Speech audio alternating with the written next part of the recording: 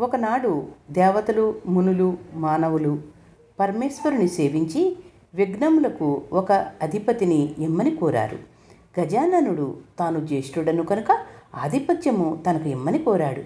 గజాననుడు మరుగుజ్జువాడు, అనర్హుడు, అసమర్థుడు కాబట్టి ఆధిపత్యం తనకే ఇవ్వాలని కుమారస్వామి తండ్రిని వేడుకున్నాడు. అందుకు శివుడు తన కుమారులను ఇద్దరినీ ఉద్దేశించి, మీ ఇరువురిలో ఎవరు ముల్లోకాలలోని పవిత్ర నదిలో అన్నింటిలోనూ స్నానం చేసి ముందుగా నా వద్దకు వస్తారో వారికి ఏ ఆధిపత్యం లభిస్తుందని చెప్పాడు. అంతా కుమారస్వామి చురుకుగా ముందుకు సాగాడు.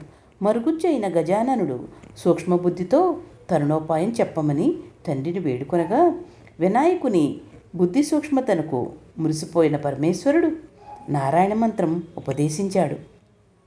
ఆ మంత్రం చదువుతూ తల్లిదండ్రుల చుట్టూ ప్రదక్షిణం చేయడం ప్రారంభించాడు.